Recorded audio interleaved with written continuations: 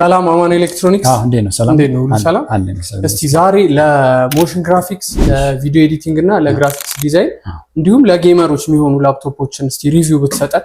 እንደ አጋጣሚ ሆኖ ፊት ለፊት አስቀምጫቸዋለሁ። እሺ እነዚህ ጌሚንግ ላፕቶፖች ናቸው።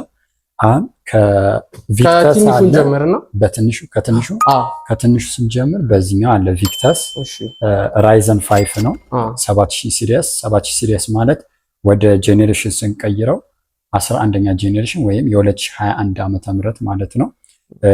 4GB AMD Radeon ግራፊክስ አለው። 1 ቴራባይት SSD ስቶሬጅ በ16GB DDR4 ራም አለው። ኦኬ አፕግሬድ ግን ማድረግ ይቻላል። አፕግሬድ ማድረግ ይቻላል። ሁለቱንም ራሙንም አርስኩ ሁለቱም SSD ስቶሬጅ ኦሬዲ ባዶ ስፔስ አለው። ራሙም እንደዛ አፕግሬድ ማድረግ ይቻላል። 15.6 ኢንች ነው። ኪቦርድ ላይ ታለው እንደምታየው የብራንድ ኒው ነው። እስቲ ዋጋቸው እስከ ስንት ይገመታል? እነዚህ ዋጋቸው እስከ 115,000 ብር ይገመታሉ። ዝቅተኛ የሚባለው ይሄኛው ነው ያለችን። እሺ ይሄ ለጌመሮች እና ለቪዲዮ ኤዲቲንግ በጣም አሪፍ እና ቤስት ላፕቶፕ ከሚባለው በባትሪም ደረጃ ምርጥ ላፕቶፕ ነው። እሺ ከዛ ቀጥሎ ያለችው አሰስ ቪቮቡክ በጣም ታዋቂ ነው። በቅለትም ደረጃ በምንም አሪፍ ናት። ኮራይ 7 12ኛ ጄኔሬሽን ሃይ ፐርፎርማንስ አለው። የ2000 ስንት ማለት ነው? ይሄ 12ኛ ጄኔሬሽን ማለት የ2022 ዓመተ ምህረት ማለት ነው። እሺ 3050 4GB TI NVIDIA ግራፊክስ አለው። 512GB ስቶሬጅ SSD ካፓሲቲ በ16GB ራም። እነዚህ ልክ እንደነዚህዎቹ አፕግሬድ ማድረግ ይቻላል። አፕግሬድ ማድረግ ይቻላል። 1 ቴራ በ32 ግን የኤስኤስዲ ስቶሬጅ የለውም ቦታ። ስቶሬጁ ነቅለህ ነው ሌላ መቀየር የምችለው። 1 ቴራ ማለት እነዛ ግን 2 ቴራ ማለት ይችላል ማለት ነው። ኦኬ እሺ ይሄ እስከ 120,000 ብር ነው እኛ ጋር የምታገኘው። በጣም ስሊም ናት። ባትሪው ምናምን በጣም አሪፍ ነው። እሺ ሌላ ቀጣይ ዴል ኤለንዌር የሚባል የላፕቶፖች ንጉስ ናት። በጣም አሪፍ ነው። ይሄ በጣም ያምራል። በጣም ጸዴ ነው።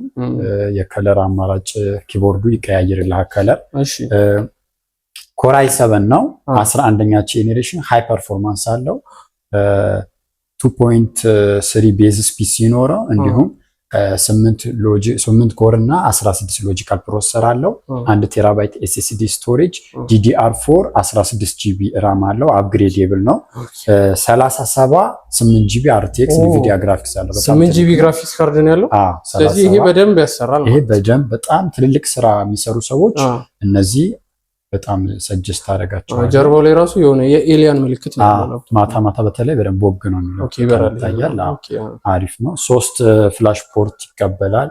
HDMI ይቀበላል። በባትሪም ደረጃ አይታማም። ያው ይሄ ላፕቶፕ የሚያቅሰው በደንብ ነው። እነዚህ እስከ 160,000 ብር ይገኛሉ። 160,000 ብር። አሁን እነዚህ ከጄኔሬሽን አንጻር ነው። ኮራይ 9 ሆኖ 13 አለ 12 ጄኔሬሽን አሉ። ያው ዋጋቸውም እየጨመረ ይሄዳል። ለዛሬ አንተ ጋር ዛሬ ያሉት እኔ ጋር ጌሚንግ ላፕቶፖች 3 ናቸው። ግራፊክስ ያላቸው ሆኖ ለቪዲዮ ኤዲቲንግ እና ኖርማል ለዲዛይን የሚጠቀሙት አንዳንድ ግራፊክስ ያላቸው 2GB 4GB ሆኖ MX 250 የሚባሉ ግራፊክስ ያላቸው ላፕቶፖች አሉ። እነሱም ከ50,000 ብር ጀምረው ማግኘት ይችላሉ። ስለዚህ እሺ ለዛሬ እነዚህን አሳይተናል። ቀጣይ ቪዲዮ ላይ ደግሞ ግራፊክስ ኖሯቸው ኖርማል የሚኖሩ ላፕቶፖችን ታሳይናለህ። እነሱም አሳያቸዋለሁ። ለተማሪዎች የሚሆኑ የሚቀንሱም ላፕቶፖች አሉ። እናመሰግናለን። በጣም ቴንኪው። እሺ እግዚአብሔር ያክብርልኝ።